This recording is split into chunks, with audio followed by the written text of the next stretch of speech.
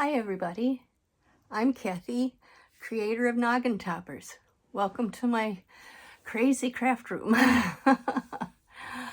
Today I'd like to visit two projects I'm working on, just briefly, not a lot going on, but a couple of thoughts. And then we're going to talk about the printed word. I love the printed word and my collection of books and magazines for knitting and crochet. So to get started, first, if I said, what are your thoughts on yarn management during a project? Would anyone get hives?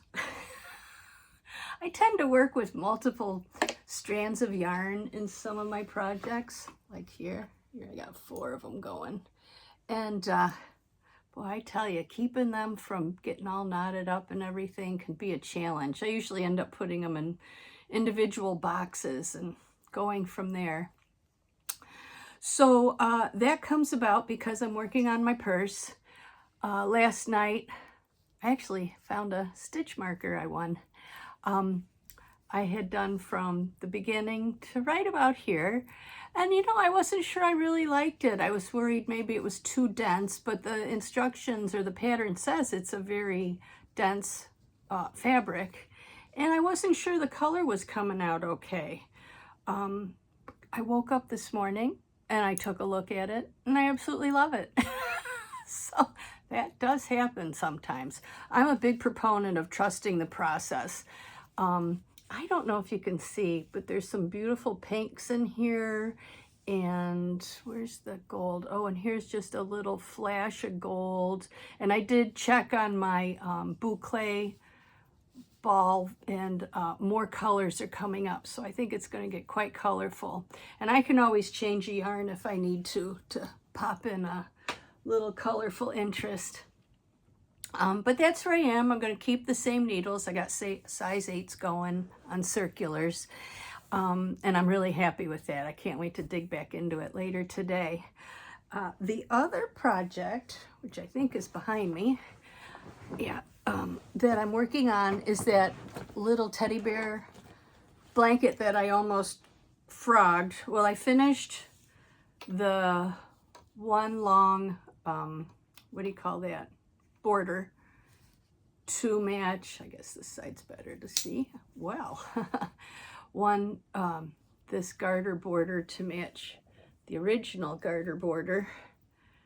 And I decided I was just going to pick up the sides. I'm going to do a not so wide garter border on both sides to hopefully get the curl out of them because they're curling.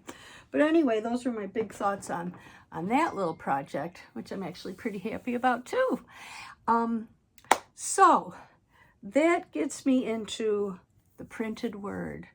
I love the printed word. I love the written word. I love to write notes, thank you notes, Christmas cards. I am a huge postcard writer. I think I'm the last person in my county who buys postcard stamps. I don't know.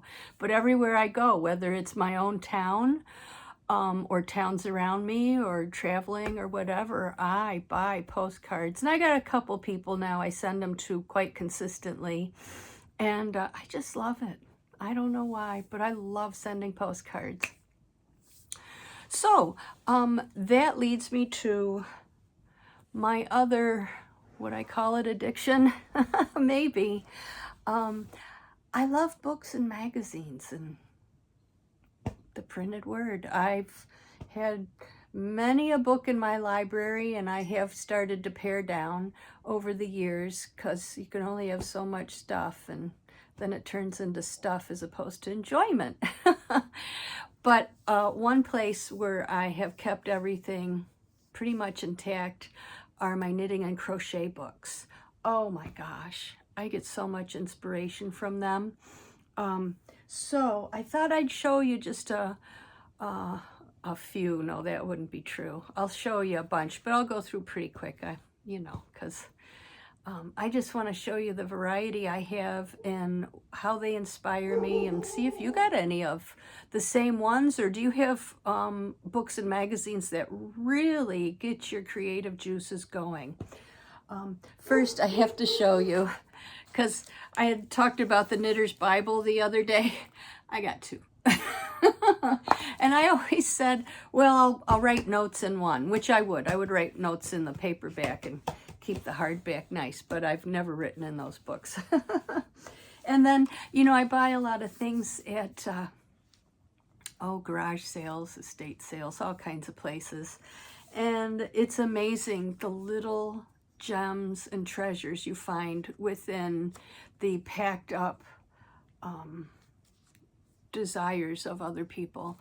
And I just have a couple of examples really here. One is just this plain note page that I found inside a large haul I got from an estate sale. And then and it looks like Dottie's handwriting, because there's her name, Dottie, from October 1999. Dottie wrote the instructions for how to put tops on hand towels. And I just save it because I figured it was important to Dottie, so I'll hang on to it for a while. And I do pick up handmade items every once in a while at like Goodwill or something, especially if they're quite remarkable. And doilies. Oh, I have a lovely little collection of doilies from the secondhand shop, and you just look at them and you know someone took time to make those, and I want to appreciate them, and they're really pretty, so it's a nice little item to have. Excuse me. So I just wanted to show you this. Came in a lot, like a collection of things I bought. And it's an older, like, magazine booklet. I used to get this with Crochet World. This one's from April 1970. Oh, and it has recipes and all kinds of fun things in it. Oh, I just love it. And so I keep this one, you know, in a safe little spot because it's getting a little on the delicate side. And then for Christmas, I received 2 gifts from my dear husband. And the first was a Crochet World. I love magazines. I mean, who doesn't love to just flip through magazines and look at all the color and the pictures? So I'll really enjoy going through this, probably end of the month or whatever. It's still a kind of a busy time around here. But I have that in the wings, ready to be enjoyed. The other one is, I got 52 weeks of knits. Oh my gosh, am I excited. I have barely cracked into this because I don't want to lose my mind too soon. But, oh my gosh, there are gorgeous things in here to make, colors to look at. Oh my gosh, what am I going to do first? I don't know. But probably every page will have a little tab on it. Do this one. But he's so sweet. He really knows what I like. And then I think I showed you my little Peter Rabbit I'm working on. I got a little commission to make him and some friends. But I put him out here today because I purchased online a magazine issue that had the pattern for him and a bunch of his little friends. So that's where I'm working, that's where the pattern I'm using comes from. So I thought that was kind of fun. You can still find magazines online even if you can't find them in print, although I love the printed word of magazines. And we'll get to this little, this is the sum and total of my magazine collection, except for maybe 1 or 2. But here, I'm going to just whip out a couple of these books. This is about half of my collection of books. The first is a crochet kaleidoscope. Oh my gosh, it's like granny squares or motifs. Oh, I'm really excited for this. I'm not a huge fan of making a lot of granny squares or anything, but I love all the colors, and there's some really fun things. I actually want to cover a yoga ball with motifs. It's a pattern that I purchased, and it looks so cool when you have this big, huge ball just covered in granny squares. And the next, oh, this is awesome, shadow knitting. Shadow knitting, sometimes I think it might be called illusion knitting, is when you can hold a piece up and it might look like, maybe it looks like two-color brioche or something like that. But then as you look at it from an angle, you see a picture. You see a picture in it. Is that not amazing? And it's all done with knits and pearls, how you manipulate the knits and pearls. This will require a great deal of brain space, I think, a lot of charts. I really want to do it, but I'm holding off a minute because that's going to be a lot of work, and I want to be really in the mood for it. In fact, jump ahead a little bit, I found a pattern for that out of this. It doesn't have a very ladylike name, but you know, stitching, you know. Let me see if I can find the alien scarf, because that's what really caught my eye in here. Aha. I think that's it. Yes, I don't know if you can see it. I'm going to cover my face. That alien scarf, that's an illusion knitting. And I don't know that I'll do the alien, but I've got that whole book of other patterns now. But that's where I first saw illusion knitting. I did watch a program on it.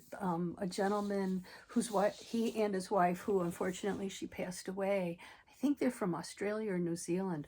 Oh my goodness. I think they were math teachers.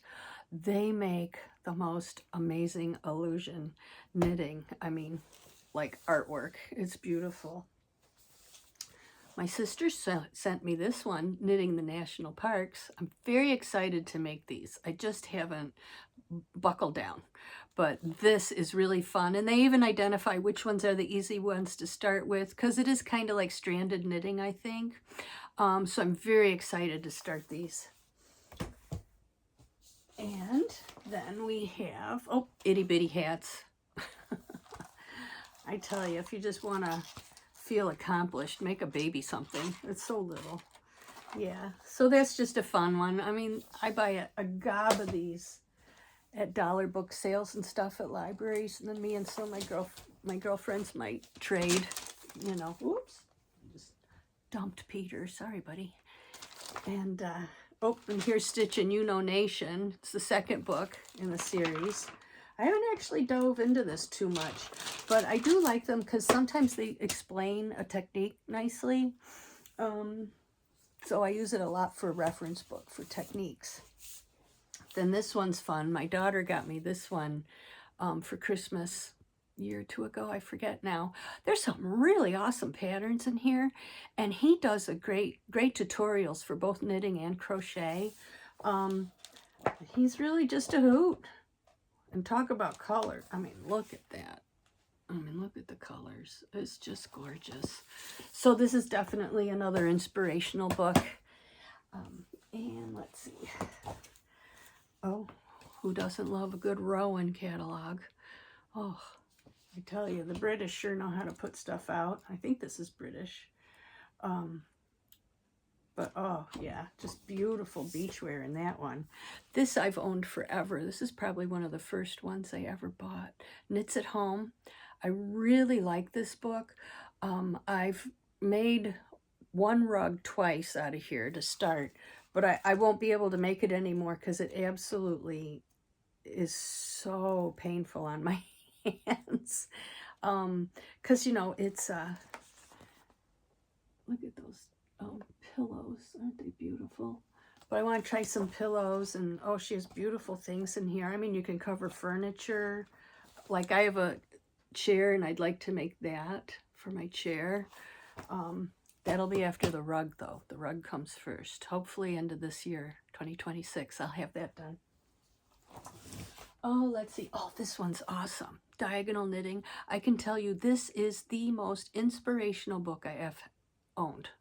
Um, it was at the secondhand craft store, and we were looking through a whole bunch of patterns one day because it was a little slow. And I pulled this out, and where is it? I just got to show you. Oh, so I was working with a lady, and she's kind of fancy. And I said, oh my gosh, you would look so gorgeous in that. Look at that. And she was like, oh no, I wouldn't wear that.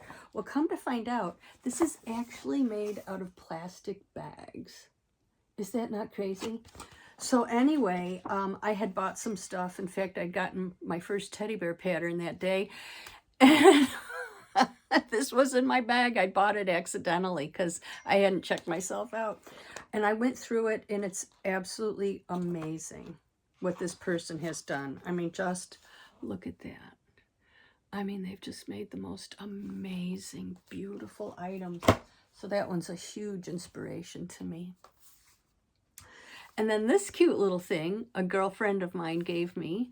I think she wanted maybe this hat, or she had a couple hats she liked. I've made have I made a hat out of here? I've actually used this as a reference guide when I made that pattern for the old, I call it like a Canadian hunting hat or something.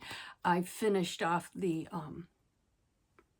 brim using a pattern out of here. But there's some great patterns in here I want to make. So I love that one. I got my knitted teddy bear. I think actually that's the book I got with the one with the plastic bag piece in it. This one is so cool.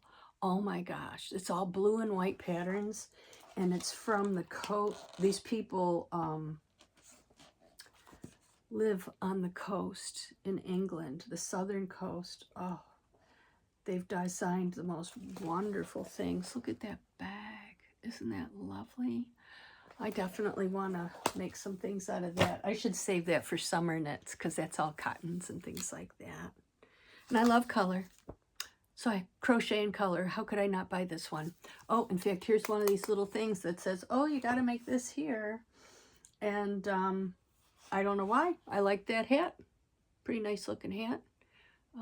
Maybe I'll make it someday. I just don't know. You know what's really funny is when I hold it up to the camera, I see the pattern of like the flower. But when I look at it in the picture, I don't see that at all. That's just crazy. Two more. Hand knit sequel 2. Look at that sweater on the front. Is that not gorgeous? This is a really fun little book. And let's see. Oh, I like vintage. So I have a vintage for today. I haven't really looked through that too much. And then I did grab a lace collection because someday I will start knitting lacy looking things. I love lace. Yeah, so like I said, that's about half of my book collection. And then I'll just show you a couple of the magazines because I got a lot of magazines. So in the front, I have patterns actually that I've bought. And let's try this one. What's this? Oh, another Crochet World.